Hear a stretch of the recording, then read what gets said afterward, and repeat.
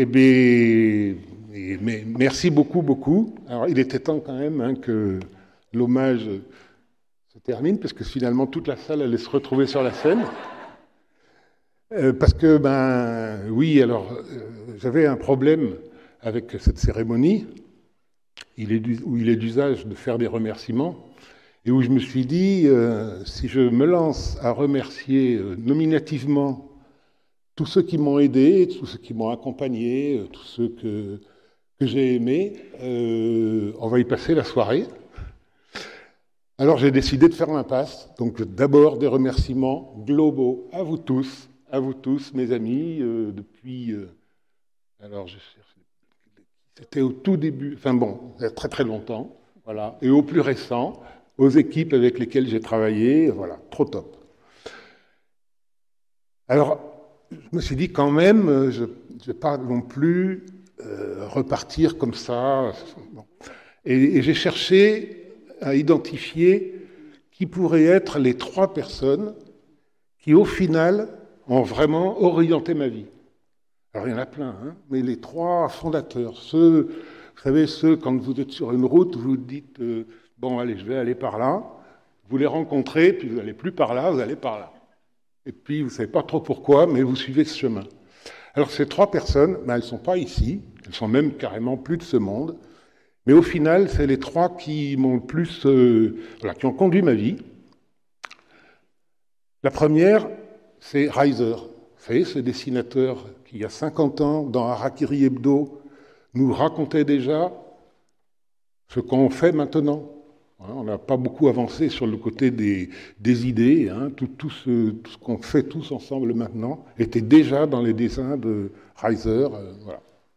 Donc j'ai une très forte pensée pour lui, parce que c'est en le lisant que ma conscience écologique, qui a été tant vantée, cette conscience écologique s'est développée en moi et a conduit mon chemin jusqu'à aujourd'hui. Donc, merci à Jean-Marc Reiser, là où tu es. La seconde personne est quelqu'un qui est totalement inconnu.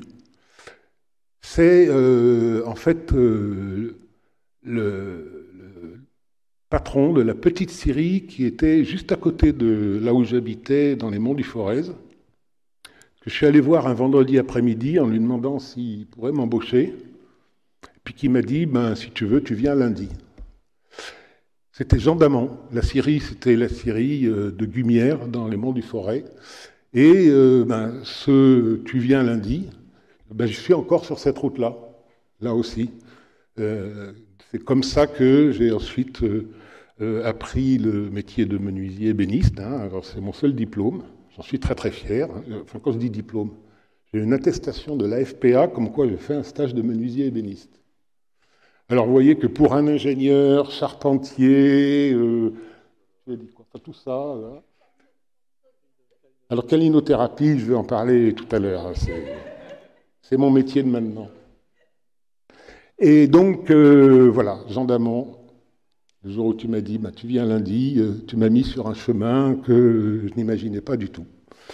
Et puis la troisième personne, tu l'as évoqué, Dominique, là aussi, ce genre de type, vous allez par là, puis vous le croisez, puis vous partez carrément ailleurs, c'est Julius Natterer.